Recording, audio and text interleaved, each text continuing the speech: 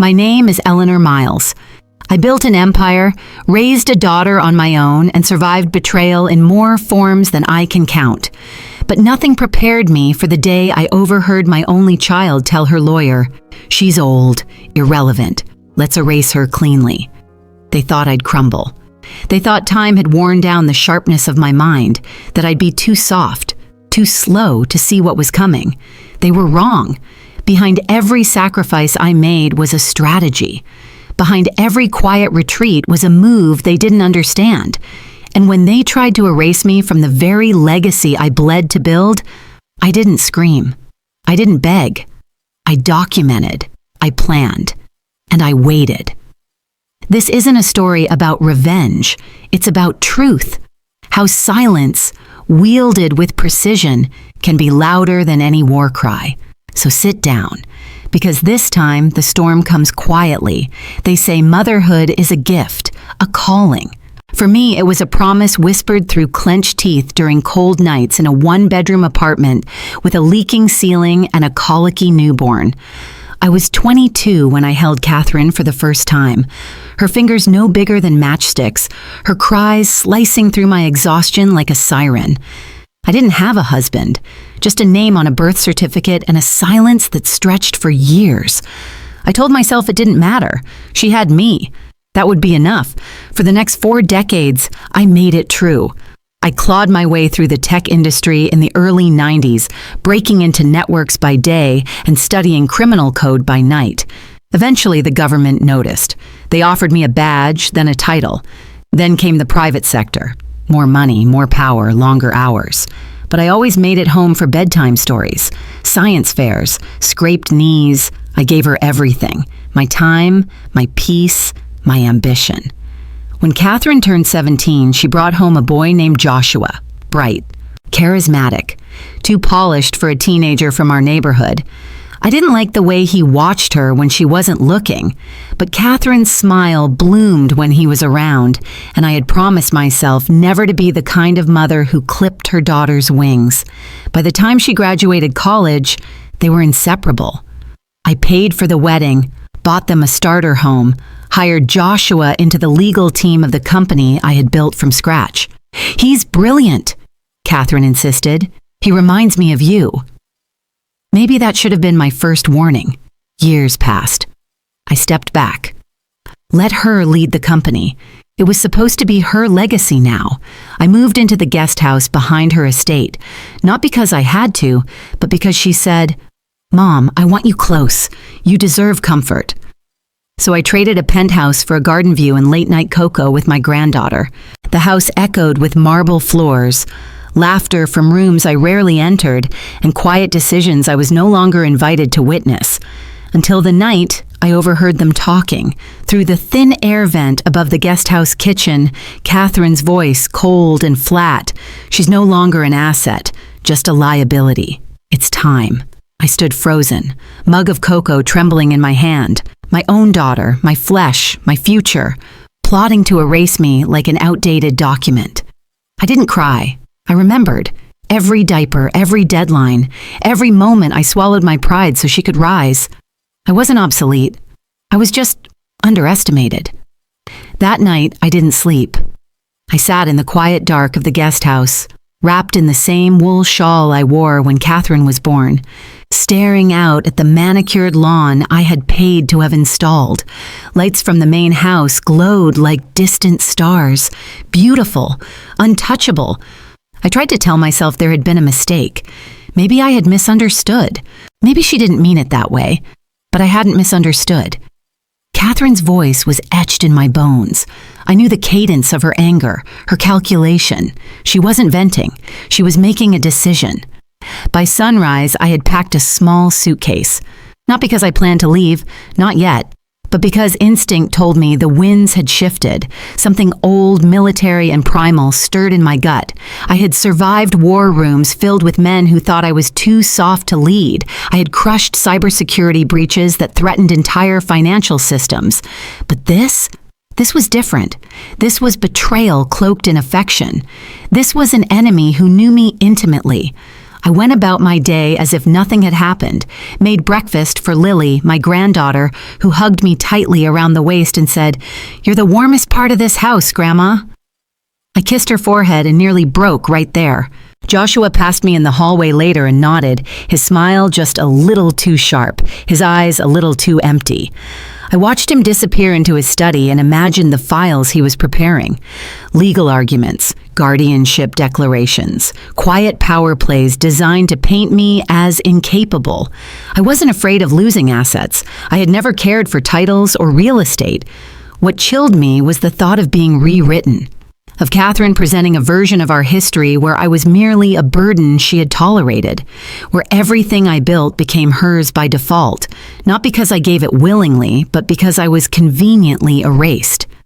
That evening at dinner, Catherine spoke about business expansions. She tossed numbers and names around like confetti, all while pretending not to notice I hadn't said a word. Joshua added commentary, smug and strategic. No one looked me in the eye. Until Lily asked, "Grandma, how come there are no pictures of you in the house?" The table went still. Catherine cleared her throat, chuckled too lightly. "They're in storage, sweetie. Grandma prefers her privacy." Lily looked at me, unconvinced, and in that moment, I knew. My story was already being buried, quietly, efficiently, and with terrifying politeness. But I wasn't ready to be forgotten. I had given everything. Now I would take it back. One secret, one record, one truth at a time. After dinner, I returned to the guest house and locked the door behind me. My hands moved by memory, not thought. I pulled open the hidden panel behind the bedroom armoire, a remnant from my days in federal cybersecurity. Inside was a fireproof case no one else knew existed. I laid it on the bed and clicked it open. Inside were flash drives, printed bank statements, voice memos, and an old burner phone. Not because I'd ever planned for war with my daughter, but because old agents never forget how to document. And deep down, I must have known something like this might one day come. The first folder I opened was labeled Funding. It contained records from 5 years ago when I transferred majority ownership of Miles Cyber Defense to Catherine. At the time, it felt like a gift of trust, a gesture of belief in her leadership. But the documents told a different story now. Small amendments, silent modifications. Joshua's fingerprints were everywhere. Subtle changes to the bylaws that slowly edged me out of decision-making power. The second file made my throat tighten. It was a voice memo from 6 months ago. I had recorded it after a board meeting where Catherine dismissed one of my concerns in front of a dozen stakeholders, then laughed it off like I was a confused aunt who wandered into the wrong room. At the time, I had brushed it off. Now I listened to my own voice, weary but trying to stay composed. She doesn't see me anymore, or maybe she does, and that's the problem. I spent hours combing through records, tracing the slow erosion of my influence. The emails Catherine never forwarded, the clients she cut ties with because they were too loyal to me, and worst of all, the internal memos she had sent to Joshua. One of which read, "We need to move her out of public-facing roles before Q4. The optics aren't on our side." The optics? That's what I had become. A liability. A narrative risk. By 2 a.m., my guest house was covered in papers and digital files. I sat cross-legged on the floor, surrounded by the evidence of my own erasure. But I wasn't defeated. I was armed. I picked up the burner phone and called an old contact, someone who owed me more than one favor. "Still have access to court databases?" I asked. A long pause. Then, "For you?" "Always." "What are we digging up?" I looked out the window toward the main house. Its lights were out, its occupants asleep in comfort they hadn't earned. "My daughter," I said calmly, "and everyone helping her." The next morning, I woke with a clarity I hadn't felt in years. Sleep had been scarce, but purpose was potent fuel. I brewed a strong cup of coffee and sat at the small table by the window, reviewing the notes I'd compiled in the night. My mind moved with the same disciplined precision I used back when I managed federal counter-cyber operations. Only this time, the enemy wasn't a hacker in Moscow or a rogue contractor in Singapore. It was my own blood. I started small. I called the bank, not the main line, but my personal account manager, the one I had helped secure a promotion years ago after a cyber breach. I asked for an audit on all recent activity connected to the Miles family trust. She hesitated, likely warned by some internal flag. "I'm sorry, Mrs. Miles. I believe those authorizations are now handled by—" "I created the trust," I interrupted, my voice firm. "I still hold oversight on financial review. Please send me a report of all transactions from the last 12 months. A beat. Then, "Yes, of course. I'll send that directly to your secure email within the hour." When the report arrived, I nearly choked on my coffee. Hundreds of thousands had been quietly moved, some to shell corporations, some to legal retainer firms in Joshua's name. The amounts weren't suspicious by themselves, but the patterns were. Laundering, diversion, obfuscation. I had taught these tricks to federal agents in training, and now they were being used on me. I forwarded the data to my contact, attaching a single line, "Map the destination accounts. Priority level, red." Next, I turned to the staff, quietly. There's always someone who sees more than they should. A gardener, a housekeeper, someone who knows where the bodies are metaphorically buried. I reached out to Elena, the former nanny who had been with Catherine during her teen years. We hadn't spoken in a while, but she answered on the second ring. "Eleanor," she said, surprised, "is everything all right?" "I need to know something," I said. "Did Catherine ever mention revising the trust, or trying to prove I wasn't fit to manage my affairs?" A pause, then softly, "She asked me to testify. To say you'd been forgetful, that I worried about your memory. I refused, but she's found someone else." The breath left my lungs. They were building a case to declare me mentally unfit. It wasn't just betrayal now, it was an erasure of my autonomy. That was the moment something deep inside me clicked into place. Not rage, not grief, strategy. They wanted to play this through the courts. Then I'd remind them. I wrote the rule book. Catherine always believed she was the strategist, that I had aged into softness while she evolved into steel. But what she failed to understand was that real strategy doesn't bark orders in boardrooms or hide behind lawyers. It watches, it waits, it listens in silence until the precise moment it strikes. The first real move came quietly. I booked an appointment with a neurologist, one not connected to our family network. No names I'd introduced to Catherine, no favors owed, just a clean slate. I walked into that clinic, requested a full cognitive evaluation, and sat through hours of exams, scans, and memory assessments. At the end, the doctor looked at me with a quiet smile. "Your results are remarkable for your age, Mrs. Miles. In fact, your recall and processing speed outperform patients in their 40s. "Put that in writing," I said, "every word, and notarize it." The report went into a manila folder labeled Defense. That would be the first of many. Next, I contacted an old friend, Harriet Lawson, a private investigator who once helped me dismantle a corporate espionage ring. Harriet had since gone freelance with a reputation for being thorough, discreet, and relentless. "Who am I digging into?" she asked. No small talk. "Joshua Reed, my daughter's husband. I want everything. Financials, past cases, offshore accounts, discreetly." There was a beat of silence. "Are you sure?" "He's trying to take away my name, my company, and my mind," I said flatly. "I'm very sure." "Then I'll be very thorough." The phone clicked off, and I allowed myself a rare moment of satisfaction. I didn't need to yell, threaten, or scream for help. I just needed to do what I had always done: prepare. Back at the guest house, I began compiling a timeline. Every small interaction that now made sense in retrospect.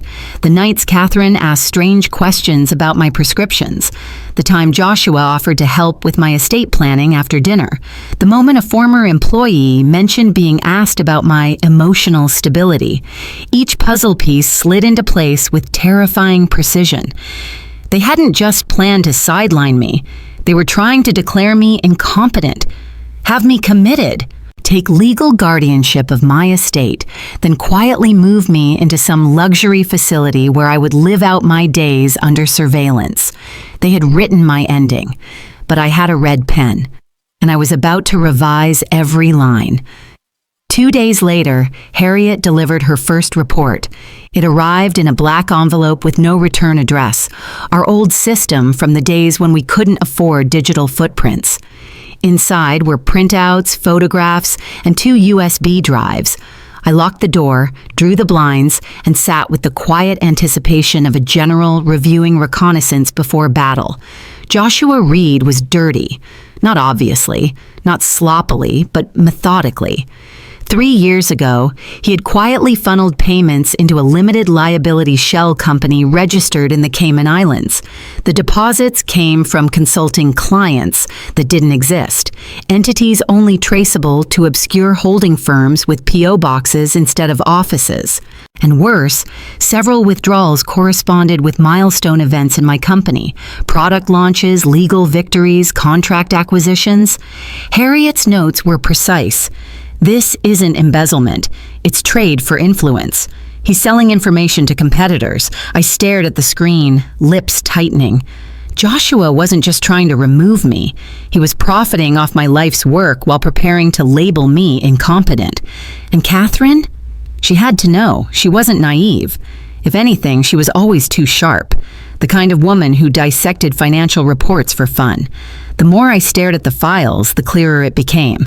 This wasn't Joshua's scheme alone. It was theirs. I placed a flash drive into my secure laptop and began copying the data to an encrypted folder. Then I opened a hidden server I'd kept since my days in the field. Cold storage, untraceable, buried beneath layers of obsolete DNS registries. There, I created a new file.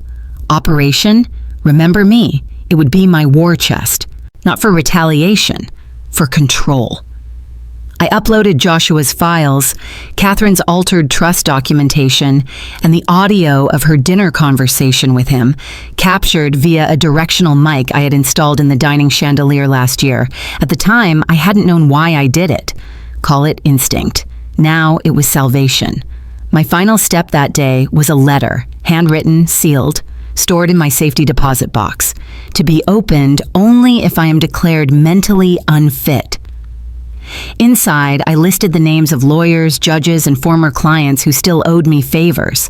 I outlined the history of betrayal, and I included access credentials to the secure server, so the truth wouldn't die with my name. When I sealed that envelope, I didn't feel fear. I felt fire. Catherine and Joshua thought they were building a future. They didn't realize they had awakened the past. I didn't strike right away. Power is a currency best spent with precision. The more predictable your response, the easier it is to manipulate. So I smiled more, attended family dinners, played Scrabble with Lily. I even complimented Catherine's new boardroom redesign, watching her blink in surprise like she couldn't decide whether I was senile or serene. Meanwhile, my war quietly escalated. Harriet uncovered an interesting trail. A psychologist based out of Santa Rosa, Dr. Glenn Harold. He had recently signed a series of evaluation letters recommending court-supervised guardianship for elders with signs of cognitive decline. Most were contested cases. All were dismissed in favor of the petitioner. In every case, the winning party had a financial stake. Guess who was now on Catherine's retainer? Harriet tracked down one of the dismissed defendants, a former school principal named Mrs. Ramirez. Her son had tried to declare her unfit so he could sell her estate. Dr. Harold had testified. The court ruled against her. She lost everything. I visited Mrs. Ramirez myself, unannounced. I brought tea, a recording device, and a copy of the ruling. She lived in a tiny rental apartment now, her former home already demolished. But her mind was sharp enough to recall the inconsistencies in her evaluation. Dr. Harold never asked about my medical history, she told me, voice shaking. He barely looked at me, just wrote his notes while my son listed complaints. I was grieving. I'd just lost my husband. And they said you were unstable? They said I was unfit, dangerous even, a fall risk, delusional. Her hands trembled as she poured sugar into her cup. I recorded her testimony with her permission. That night, I added it to my archive, alongside a timeline of Dr. Harold's cases. He wasn't just unethical. He was a hired pen. I had enough to ruin him. But I didn't want him ruined. I wanted him warned. So I mailed him a single photograph, an image of him leaving Catherine's office, time-stamped, annotated with court transcripts from Mrs. Ramirez's case, and a note that read, "I know what you're doing. Your next testimony better be the truth, or you won't have a license to sign it with. I didn't sign my name. I didn't need to." The next day, Catherine called me unexpectedly. "Mom, I've been thinking," she said, her voice carefully neutral. "Maybe we jumped the gun on involving a medical evaluation. You seem sharper lately." I smiled. "Oh, sweetheart," I said sweetly. "I've always been sharp. You just stopped looking." I ended the call with Catherine and stared at the phone a moment longer than necessary. Her shift in tone was sudden and exactly what I wanted, a hesitant retreat. That wasn't guilt, it was fear. Somewhere behind the curtain of her curated life, she had realized I wasn't going to slip away quietly. And more importantly, she wasn't sure how much I knew. That uncertainty was my leverage. I spent the next few days reinforcing the illusion of submission. I brought cookies to Lily's classroom and offered to help Joshua draft a policy document for the board. I played the doting, fading matriarch. All smiles, no suspicion. Every time I entered a room, conversations abruptly changed, like people were learning not to say too much around me. I let them. But in the background, I began phase 2, isolation. I didn't need to destroy Catherine's reputation publicly. I only needed to unravel the mythology she had built about herself. Harriet sent me a photo album, images pulled from her surveillance around town. Catherine wasn't just managing the company. She was actively leveraging my former partners for side investments, promising future positions once the transition was finalized. One photo caught my eye. Catherine at dinner with one of our oldest partners, Roger Kessler. She was smiling wide, champagne in hand. Roger had once held my hand at my husband's funeral. I called him the next morning. "Roger," I said warmly, "I heard you had dinner with my daughter." Long pause. "Ah, yes. Catherine. Bright girl. Did she mention me?" Another pause. "She said you were stepping back, focusing on your health." "I see," I replied. "Just so you know, Roger, my health's never been sharper, and neither is my memory, especially about how your last contract came through my desk at Homeland Security clearance level." He was quiet. "I always did like you, Eleanor," he said finally. "And I remember exactly why," I said gently. "Let's not forget that." The next day, Catherine's meeting with Roger was canceled. The investor she had been pitching walked away without explanation. One crack at a time. That was the strategy. They had used polite deception to rewrite me out of my own legacy. Now I was going to erase their version of the story before they even realized it had changed. The first public crack came not from me, but from a whisper. Whispers are dangerous. They move faster than facts and plant deeper roots. That's why I didn't need to leak documents or call a press conference. All I had to do was send a single anonymous tip to a former cybersecurity journalist I once protected from a libel lawsuit. The subject line read, "Check Joshua Reed's consulting clients. Start with Apex Corps." I attached no files, no accusations, just enough breadcrumbs for someone hungry for a story. By the end of the week, a quiet article appeared online, whispers of compromised data flow in top security firm. It didn't name Joshua or Miles Cyber Defense directly, but the insiders knew. Within hours, 2 of our government clients postponed contract renewals. A third requested an immediate third-party audit. Catherine didn't panic, not at first. She convened a crisis meeting with her senior team. I watched from the doorway, unnoticed, as she paced in front of the projector screen. Her voice was steady, but her hands betrayed her, tugging at her sleeves, twisting her wedding ring. Joshua sat silently in the back, checking his phone every 2 minutes. That's how I knew it had landed. He was waiting for blowback. I left the meeting before it ended. I had seen all I needed. At home, I updated my operation board, now filled with lines and arrows mapping out relationships, incentives, and potential breaks in loyalty. You see, people don't flip because they're afraid. They flip because they're unsure who's winning. And that was my next move. Make it look like I was. Harriet delivered the final puzzle piece, a direct tie between Apex Corp and a foreign subcontractor under federal scrutiny. The moment I had that, I called in a favor from a contact at the DOJ. Off the record, I told him, just flag this company. Quietly, let them feel the heat. He chuckled. You always were good at slow burns. I learned from the best, I replied. By the next morning, a compliance hold was placed on 3 transactions connected to Joshua's firm. Not frozen, just delayed. But to investors, perception was reality. Joshua spent the day in closed-door meetings. Catherine skipped her usual lunch with the COO. And I spent the afternoon in my garden, pruning roses. Victory doesn't always come with trumpets. Sometimes it arrives in silence, while your enemies are too busy explaining themselves to notice the ground shifting beneath them. 3 days later, I received an invitation I hadn't expected. It was from Catherine, a private dinner at her home. No formal agenda, just a chance to reconnect. The handwriting was hers, but it felt rehearsed, as if she had dictated the emotion instead of feeling it. Still, I accepted. There's nothing more dangerous than a wounded opponent trying to make peace on their terms. I arrived 5 minutes early. The house was pristine, of course. A curated performance of warmth, jazz humming from the speakers, rosemary roasting in the air. Catherine greeted me with the same careful smile I used to wear during Senate hearings. "Mom," she said, kissing my cheek, "you look radiant." I laughed gently. "You always were a better liar than a listener." She stiffened, but didn't flinch. Dinner was plated, and Joshua didn't join. Just the 2 of us across a table set for civility. For the first few minutes, we danced around each other. "How's Lily? How's work? Are you sleeping well?" Then Catherine leaned in, wine glass in hand, and dropped her voice. "I'm worried about you, Mom." There it was. I've heard rumors. People saying things.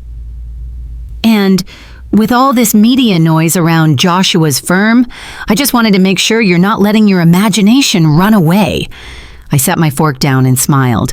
"Catherine," I said softly, "when I imagine things, they don't come with court subpoenas." Her eyes narrowed, but only for a moment. "You've always been strong," she said, "but strength can look like stubbornness when it's not tempered. And ambition can look like betrayal when it's not earned." Silence, the kind that curdles the air. She sighed and pushed back her chair slightly, as if switching tactics. "I'm not your enemy, Mom."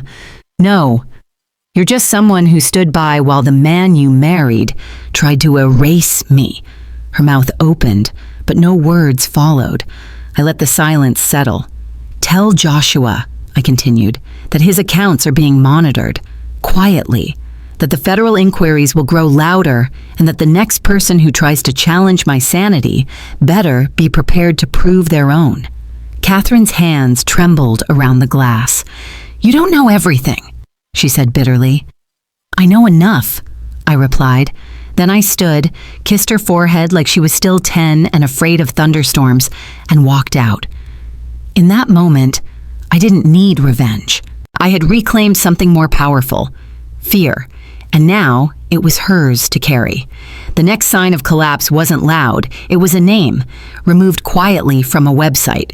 Joshua Reed, formerly listed as Managing Strategic Advisor for Apex Corp, vanished from their executive page without fanfare. No press release, no explanation, just a deletion, as if he'd never existed.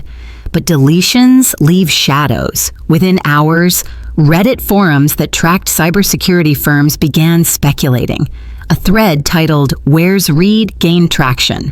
Someone posted a screen grab of the old web page, timestamped from 2 weeks ago. Others began listing his last public appearances, comparing travel records and asking why no one had seen him since the audit inquiries began. Joshua's digital footprint began shrinking, and I hadn't moved a single piece. That evening, Harriet called. "He's circling the wagons," she said. "Pulled his private funds into a trust with a Panama-based trustee. Looks like he's prepping for flight." I stared out my kitchen window, watching the breeze sway the branches of my lemon tree. "What about Catherine?" She's not pulling money, but she's trying to contact someone from your inner circle, a board member, Edward Monroe. Edward. He and I had weathered 3 administrations together. He once stood up to a cabinet secretary on my behalf. The thought of Catherine approaching him made my stomach tighten. Did he meet with her? I asked. Not yet. He emailed you directly this morning. I checked. Sure enough, there it was. Subject, coffee? Body. I think we should talk. Too many hands reaching for the same flame. I responded with one word, tomorrow. When I met Edward at the cafe, he looked older, slightly hunched, like the years had caught up to his loyalty. She says you're unraveling, he said plainly, no preamble. And you? I say you're writing a hell of a comeback. I smiled. Then let me tell you how it ends. And over 2 cappuccinos, I laid out the entire scheme.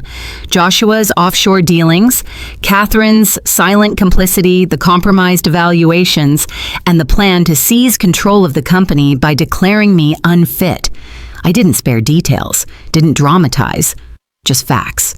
Cold and surgical. When I finished, Edward exhaled slowly. What do you want from me? Hold the vote. There was one coming. An emergency shareholder meeting Catherine had fast-tracked. The agenda was clear. Restructure leadership under the guise of stability. If you delay it 2 weeks, I'll dismantle their house of cards. Edward nodded once. For you, Eleanor, he said, always 2 weeks. That's all I needed. Time. And the storm that was already on its way. The delay bought me exactly 14 days. 14 days to dismantle the scaffolding of lies Catherine and Joshua had spent months constructing. 14 days to set a match to their carefully curated empire and walk away before the flames reached me. Harriet and I didn't waste a second. We fed breadcrumbs to the right people, not journalists, but regulators, not headlines, but audits. We made sure every inquiry looked organic, every subpoena appeared inevitable, and we did it all without exposing our hand. On day 4, Catherine was served notice of a formal investigation into potential fiduciary misconduct. The news broke on a Friday evening, buried in the media cycle, but enough to unsettle investors who had placed blind faith in her leadership. On day 6, Joshua's travel logs were leaked to an independent watchdog group. One image, him leaving a known shell bank in Nassau, was enough to spark whispers of money laundering. He denied everything. But silence, in our world, always speaks louder. By day 9, the Miles Cyber Defense boardroom resembled a bunker. People stopped making eye contact with Catherine in the halls. Memos circulated reminding staff of confidentiality clauses. The tone shifted, not from confidence to fear, but from fear to doubt. And doubt is where loyalty dies. That's when Catherine tried to call me. Twice. I didn't answer. She sent an email. Let's meet, just you and me, please. I read it 3 times before deleting it, not out of cruelty, but clarity. She didn't want reconciliation. She wanted a ceasefire she hadn't earned. Day 12 brought the final crack. One of our legacy partners, a military tech firm we'd worked with for over a decade, pulled out of a multi-million-dollar renewal. Their reason? Pending leadership clarity. That language was mine. I had written it into our early contracts as a subtle clause to protect the company from exactly this kind of internal sabotage. Irony, I thought, has impeccable timing. On day 13, I stood before my mirror, adjusting the pin on my blazer. A simple silver feather, my husband's favorite symbol. It reminded him of flight, of freedom. Tomorrow, the emergency shareholder meeting would begin. But tonight I would sleep soundly, because the next chapter didn't belong to Catherine or Joshua anymore. It belonged to me. The meeting was held in the same boardroom where I once signed the company's founding charter. Back then, it had been a space of vision, of late nights fueled by ideas, not betrayal. Now, it was a battlefield. I entered 10 minutes early, calm and prepared. Catherine was already seated, flanked by Joshua and 2 other executives whose loyalty had always leaned toward whatever power kept their paychecks coming. She wore navy, regal, reserved. a queen not yet willing to acknowledge the rebellion gathering at her gates. She looked up as I entered. "Mother?" she said quietly. I nodded, but said nothing. I wanted her to feel the weight of my silence. The shareholders began to file in, Edward among them. He gave me a brief nod, then took his seat. I could see the questions in their eyes. Not about Catherine or me, about the future, about stability. Joshua stood to open. "There have been recent disruptions," he began, smoothing his tie. "Baseless rumors and politically motivated investigations. But the core of our company remains strong. Today, we move forward with clarity and strength." He clicked a remote. A chart appeared, projections, performance graphs, an illusion of order. Then it was Catherine's turn. She stood and began her rehearsed defense. "My mother has served this company with grace, but the time for transition has come. We need leadership that reflects where we're going, not just where we've been." It was polished, polite, poison. Then the room fell quiet. All eyes turned to me. I rose slowly. "My daughter is right," I began. "The time for transition has come, but not the one she's imagined." I clicked my own remote. A second chart appeared, one Harriet and I had constructed from verified internal documents. It showed fund misappropriation, inconsistencies in expense reports, and transactions linked to shell entities. A hush fell over the room. "These are not accusations," I said. "They are facts, and I have shared them with the appropriate agencies." Joshua went pale. Catherine's jaw tightened. I kept going. "Let's be clear. This is not about personal vengeance. This is about stewardship, about the integrity of a legacy I built not with ambition, but with sacrifice." Edward cleared his throat. "I move to suspend the current vote," he said, "pending a full internal review." Another board member seconded, and just like that, the power shifted. Catherine turned to me, her expression cracking for the first time. "You planned this," she whispered. "No," I said softly. "You did. I just waited for your plan to finish building the gallows." The motion passed in under 2 minutes. By the end of the hour, a temporary oversight committee was formed. Catherine and Joshua were asked to step down, pending investigation. The legal phrasing was polite. The implications were not. Joshua stood as if in a daze, his hands twitching at his sides. I watched him scan the room, looking for allies for rescue.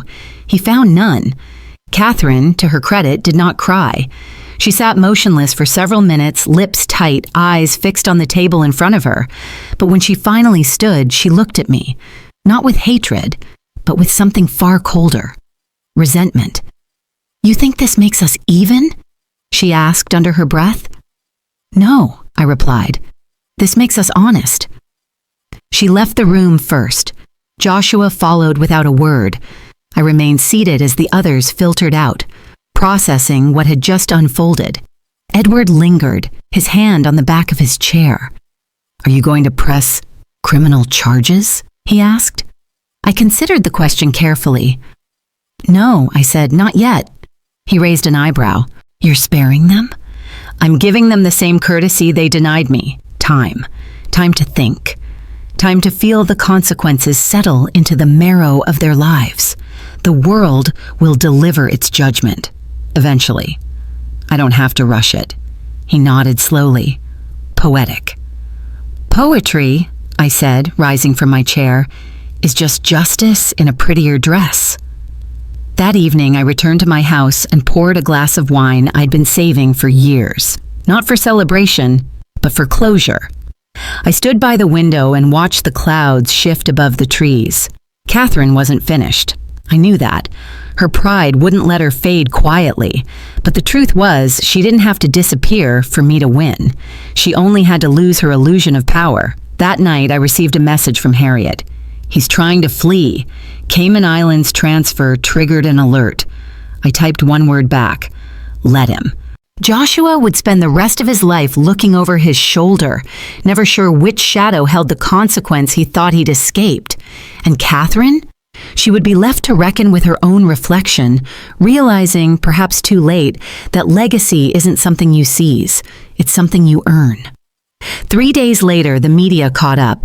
It began as a whisper in the financial news, the kind of quiet headline that corporations pretend not to see. Leadership shakeup at Miles Cyber Defense raises questions of internal fraud. But the whispers became echoes. Echoes became thunder. By the end of the week, the story had spilled into mainstream outlets. Catherine's photo, once used in puff pieces about powerful women in tech, now appeared beside phrases like ethics review and executive mismanagement. Joshua's name trended for 48 hours straight after someone posted a grainy video of him boarding a private jet in Bermuda, eyes wide and wild. I watched none of it. Instead, I worked, quietly, purposefully, restoring the pieces they had tried to unravel, rebuilding what had once been mine. The Oversight Committee had appointed me interim chair. Harriet was promoted to lead internal audit, and Edward had taken it upon himself to draft new compliance protocols, ones rooted in transparency, not influence. The office no longer felt like a battlefield. It felt like a home being cleaned after a long, bitter storm. But amid the rising hope, there were shadows. Catherine wasn't silent.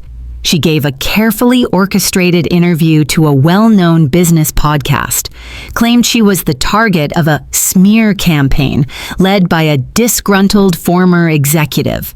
She never named me directly. She didn't have to. Her voice carried that same old blend of charm and control, meant to persuade those who didn't know the full story. But charm can't erase a paper trail, and control means nothing when the strings are already severed. I didn't respond. Neither did the company. Let her speak. The louder she got, the more desperate she sounded. And desperation, like power, has a scent. Behind closed doors, the DOJ's inquiry had expanded. I wasn't involved, officially, but Harriet kept me informed. 2 junior executives had turned, flipped, as they say, provided documents, testimony. The case was growing teeth, and for the first time in weeks, I allowed myself a breath of peace. I wasn't vindicated yet, but I was close. Close enough to stop looking over my shoulder, close enough to start dreaming again. The reckoning, when it came, wasn't loud. It was clinical. On a Thursday morning, while sunlight broke through the office blinds, a single press release hit the wire. Miles Cyber Defense confirms federal charges filed against former executives. No spin, no defense, just fact. Joshua was indicted on 5 counts of wire fraud and 1 count of conspiracy to commit money laundering. Catherine wasn't named in the charges yet, but her proximity to the financial missteps drew attention from federal investigators. She'd soon be caught in the ripples. I sat at my desk rereading the press release, not with glee, but with gravity. This wasn't vengeance. It was justice, by attrition. The phone rang, Harriet. "They're preparing a grand jury hearing," she said. "They want to speak to you again, off the record." "Of course," I replied. "Tell them I'll be there Monday." I hung up and looked out the window. For the first time in years, I could feel the weight lifting. The kind of weight that doesn't just settle in your bones. It hides in your laughter, your sleep, your breath. And then one day, without warning, it begins to dissolve. That night, I visited Thomas's grave. I hadn't been in months. I brought a single gardenia and a bottle of the same wine we used to drink on our anniversary. I sat down, poured 2 glasses, out of habit, out of love, and placed one beside his headstone. "You were right," I said softly. "About Catherine. About trusting my gut. About never letting ambition become identity." The wind stirred through the trees. "I didn't want to fight her," I continued, "but I had to, because if I hadn't, everything we built would have belonged to people who never earned it." I took a sip of the wine, let the silence stretch between us. "You once told me that legacy wasn't the stories we tell, it's the proof we leave behind." I smiled. "Well, here's the proof, my love." Behind me, the city lights flickered like a constellation of second chances. I raised my glass to the stone beside me. "To endings," I whispered, "and to beginnings." And then I drank to both. The office felt different now. Not quieter, though the absence of whispered meetings and closed-door schemes had silenced the undercurrent of tension. It wasn't lighter either. What I felt was something more profound, more rare. It was peace, the kind earned through fire. Harriet had settled into her new role like she'd been born for it. Every report came back polished, every audit ahead of schedule. She smiled more now. Not out of relief, but out of respect for what she'd helped save. Edward was still at my side. His once weary gait seemed steadier these days. We met twice a week to review operations, and our meetings ran short, filled with agreement instead of politics. And the staff, those who remained, looked me in the eye when we passed in the hall. Some nodded, others smiled. None of them whispered anymore. It had taken months, but Miles' cyber defense was no longer a battleground. It was a company again, a mission again, a dream reborn, not rebuilt. One morning, I arrived early, before dawn. The halls were dark, the world still asleep. I stood in the atrium and looked up at the ceiling mural Thomas had commissioned years ago. It showed a constellation, one we'd both loved. Cassiopeia, the queen chained to her fate. A reminder, he said, that even legends bear scars, but Cassiopeia still shines. I moved toward the conference room, where Harriet had left a fresh file on the table. New clients, high-level contracts, the kind that reminded me our story wasn't ending, it was beginning again. But something else sat beside it. A note. Folded, simple, handwritten. I opened it and recognized the looping cursive. Catherine, Mother, I won't ask for forgiveness, not because I don't want it, but because I don't deserve it. You were always stronger than I allowed myself to admit. I wanted to be more than your daughter, but instead of carving my own path, I tried to erase yours. I failed, but I'm trying to learn. And someday, I hope to be someone you'd respect again. C. I read it twice, then folded it, placed it back on the table, and walked to my office. I didn't cry. I didn't smile. I just breathed. Catherine had finally said the truth. Not publicly, not with cameras watching, but in the only way that mattered. And that was enough. Sometimes the loudest victories are the quiet ones. The ones that settle inside you like a final page. The days that followed were marked not by triumph, but by rhythm.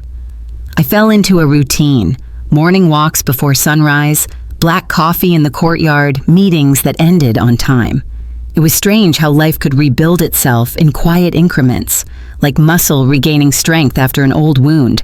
There was no parade, no confetti or applause, just the quiet dignity of continuation.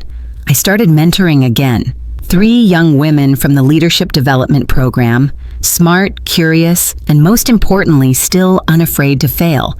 One of them asked me during our first session what I thought the hardest part of leadership was. Letting go of the illusion that control equals safety, I said. They nodded, but I saw it in their eyes. They didn't quite understand. Not yet, they would. One morning, I walked past the old wing, the executive suites Catherine and Joshua once used. The doors were locked now, stripped of nameplates. I stood there for a moment, remembering how it felt to be exiled from my own creation, how cold it was, how sharp. And then I smiled. That part of me was gone now. Back in my office, I updated the company mission statement. Just a few words revised, but they mattered. We protect not only systems, but the people behind them. Thomas would have liked that. Later that week, I received an unexpected package. No return address, but the handwriting on the label was unmistakably familiar. I opened the box carefully. Inside was a simple black leather journal, unused, a ribbon bookmark and a small note tucked inside the cover. Every empire needs a new story. This time, write it your way. C. No apology, no request, just being the recognition.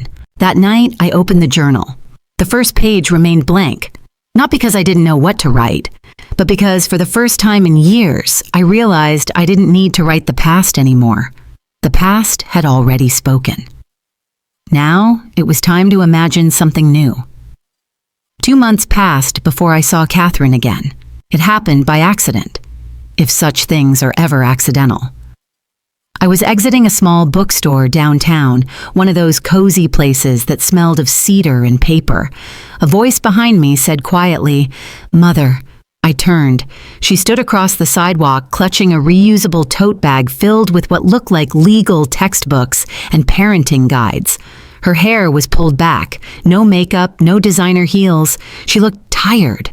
Human. We stood there for a moment, the noise of the city moving around us like we were frozen in another frame. "I wasn't following you," she said. "I just come here sometimes, for the quiet." I nodded. "Me too." She hesitated. "Do you have time?" I looked at the sky, overcast but calm. "Yes." We walked to a nearby bench. For 10 minutes, neither of us spoke. It was like sitting next to the ghost of an old life, unsure if touching it would make it disappear or turn it real. Finally, she spoke. "I've been seeing a counselor." I didn't react. "I know it doesn't fix anything," she added, "but I needed someone to look at the wreckage with me, to help me name what I destroyed." That I hadn't expected. She looked up, searching my face. "I was angry at you, for being strong, for building something I thought I had to claim to be worth anything." "You never had to claim it," I said gently. "You only had to grow beside it." She swallowed hard. "I'm learning, slowly."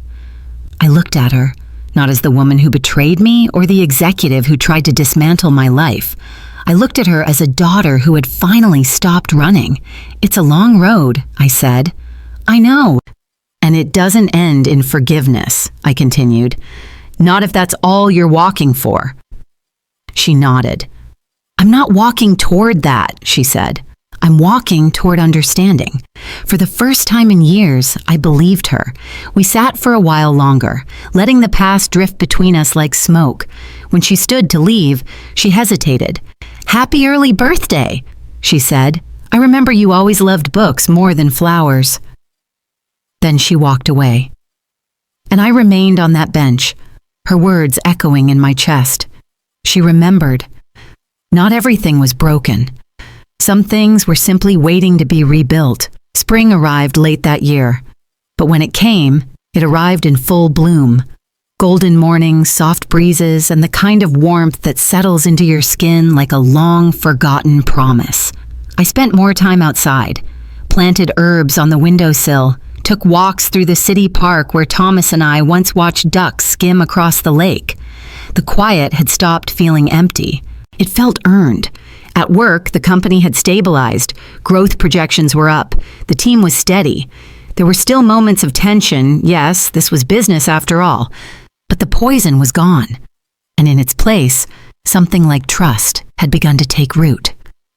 One afternoon, Edward brought me a letter. "From the board," he said. "They want to make your appointment permanent, full executive chair." I raised an eyebrow. "Again?" He chuckled. "Different this time. No conditions, just recognition." I didn't answer right away. Instead, I looked out the window at the courtyard where a pair of interns laughed over coffee. "I'll think about it," I said finally. Edward nodded, understanding without pressing. That evening, I returned home to find a small package on my doorstep. No name. Inside was a framed photograph, grainy, black and white. It showed Catherine at about 8 years old, sitting on my lap as we watched Thomas read a book aloud. She had drawn a crooked crown on her own head with blue crayon. Beneath it, a note. "I found this in an old shoebox. I thought maybe you'd kept it. If not, you should. See." I traced the outline of her tiny hand resting over mine in the photo, and something cracked open inside me. Not pain, not regret, something softer, memory. I placed the frame on the shelf beside the journal she had given me, and for the first time I believed the past could coexist with the future, not as an anchor, but as a root. Later that night, as the sky turned lavender above the city skyline, I sat at my desk, opened the journal, and wrote just 5 words on the first page. "Today, everything feels possible again." I never thought much about legacy, not in the traditional sense. When I was younger, legacy meant buildings with names etched in stone, foundations started in someone's honor, or children raised to carry the weight of a surname like a banner. But now, sitting in the twilight of my 60s, I understand it differently. Legacy isn't what you leave behind. It's what you protect along the way. Miles Cyber Defense held its 10-year anniversary that summer. The board insisted on hosting a gala, champagne, media, even a keynote speaker from Washington. They wanted me to deliver the closing remarks. I resisted at first. I didn't care for the spotlight anymore. But Edward reminded me that sometimes the most powerful stories aren't told in courts or contracts. They're told from a stage, to those still deciding who they want to become. That night, as I stood behind the podium, the lights dimmed and the room waited. I spoke, not of numbers or milestones, but of choice, of how betrayal doesn't break you, unless you let it rewrite who you are. Of how the greatest strength in leadership isn't dominance, but endurance, and of how protecting something, whether it's a company, a family, or your own principles, requires sacrifice, yes, but also forgiveness. I didn't mention names. I didn't have to. Everyone in that room knew the history, the whispers, the headlines, but they also knew the outcome. And sometimes, survival is its own legacy. Afterward, as the crowd mingled and the music swelled, a young woman approached me. She looked barely 25, clutching a notepad filled with scribbles. "Your story," she said softly. "It helped me." I smiled. "How so?" I was about to quit. My job, my path, everything. I thought if I wasn't winning, I was failing. But then you said something that stuck with me, about endurance. She hesitated, then added, "Thank you for proving that quiet strength still matters." I nodded, touched in a way words couldn't express. And in that moment, I understood what Thomas had always meant. Legacy isn't your name remembered. It's your courage echoed. The week after the gala, I received a letter in thick parchment paper, gold-trimmed edges, the kind only universities or ceremonial institutions still used. It was from the University of Chicago. They wanted to establish a scholarship fund in my name, full tuition for underprivileged women pursuing degrees in cybersecurity and ethics. A panel of former students, faculty, and alumni had nominated me without my knowledge. I stared at the embossed seal for a long while, letting the weight of it settle. This was the kind of legacy I never imagined, one that lived in people I'd never meet, dreams I'd never witness. But maybe that's the most powerful kind. When I called to thank them, the dean said something that stuck with me. "You inspired others not by perfection, but by persistence. That matters." That evening, I found myself alone in the office again, long after most had gone home. The building hummed softly, the quiet song of servers, routers, and time passing. I took the long route to the archive room, where we kept our oldest files, the company's first contracts, early blueprints, even photographs from our launch day. On the top shelf was a single box labeled Founders, Personal. Inside were 3 frame photographs, one of Thomas standing beside the company's original server rack, one of us together laughing over spilled coffee and a faulty prototype, and one of Catherine as a teenager, shadowing me on Take Your Child to Work Day, eyes wide with ambition. I placed the newest photograph, her recent gift, next to the others. 4 corners of my world, 4 pieces of a complicated legacy. Not all perfect, not all proud, but all real. And that mattered more. I didn't need statues or buildings with my name engraved in brass. I didn't need applause. What I needed, what I finally had, was this quiet understanding. I had endured the storm, not untouched, but unbroken, and now what remained was mine to define. As I turned to leave, I paused by the light switch and looked back one last time. Then I smiled and turned off the lights. Retirement was never part of the plan. People had asked me, subtly at first, then more directly, "Don't you want to travel? Spend time with friends? See the world?" But I had seen the world in all its beauty and betrayal. What I hadn't seen enough of was stillness. I didn't need a plane ticket or cruise line brochure. I needed mornings where I could wake without crisis, without boardroom strategy, without scanning every conversation for coded threats. So I scaled back. 3 days a week at the office, 2 at home, mentoring, writing, gardening. I found joy in small things again. Fresh tomatoes from the balcony planter, rain tapping against the windows during afternoon naps, the silence after finishing a good book. Even the creak of old floorboards felt like a kind of music. One Thursday morning, Harriet stopped by with a cinnamon scone and a worried expression. "Are you okay?" she asked gently. I looked up from my journal and smiled. "Yes," I said. "For the first time in decades, I think I really am." She nodded, still unsure.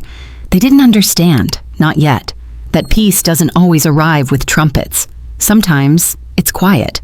Sometimes it tastes like cinnamon and arrives with no appointment. That afternoon, I began drafting my memoir, not for publication, but for my granddaughter. Yes, Catherine had a daughter now, born quietly without ceremony after the storm had passed. She named her Eliza. And when I first held that child, tiny, soft, unaware of the history that had shaped her bloodline, I felt something release inside me. Not forgiveness, not even healing, just a kind of clarity. The next generation didn't need to inherit our wounds. They only needed our wisdom, and I would give it freely. The pages of the memoir filled slowly. Stories I had never told. Lessons I had paid for dearly, hopes I dared to speak aloud. When Eliza was old enough to read, she would know the truth. Not the curated version told in business journals or news clippings, but the truth of what it meant to fall and rise again. Because that, above all, was my legacy. On a cool autumn afternoon, I sat on the back porch with Eliza nestled in my lap, her tiny fingers curled around mine like ivy wrapping an old fence. She babbled nonsense, content with the rhythm of my voice as I read aloud from a weathered copy of Charlotte's Web. Her eyes followed the pages, even though she didn't understand a word. But that didn't matter. What mattered was presence. Catherine watched from the doorway. Her face was calm, but I could see the layers behind her eyes. Gratitude, guilt, caution. She had changed. Not completely, but enough. She no longer chased control. She no longer mistook ambition for identity. In the quiet moments, she let herself feel, and more importantly, be felt. "Thank you," she whispered as she stepped out with 2 mugs of tea. I accepted mine wordlessly. Not because I had nothing to say, but because we both understood that some forgiveness comes not through language, but through consistency. We sipped in silence as the leaves turned gold and rust around us. Eliza tugged at my sweater, pointing at a squirrel darting along the fence line. I smiled and followed her gaze. In that second, I understood something I had missed for so many years, that joy doesn't require resolution. It requires attention. Inside the house, the smell of rosemary chicken drifted from the kitchen. A small dinner, just the 3 of us.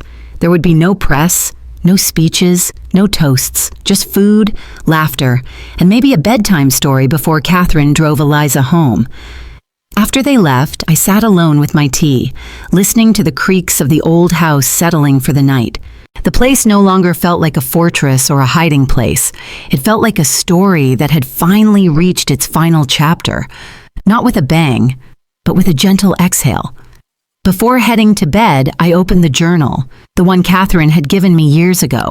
The pages were nearly full now, covered in ink and memory, but I left the last page blank, not for lack of words, but because every legacy, no matter how complete, must leave room for the next voice, for Eliza, for whatever stories she will one day tell, not just of what I built or survived, but of what I chose to love, even when it was hard. And that, I realized as I turned out the light, was enough.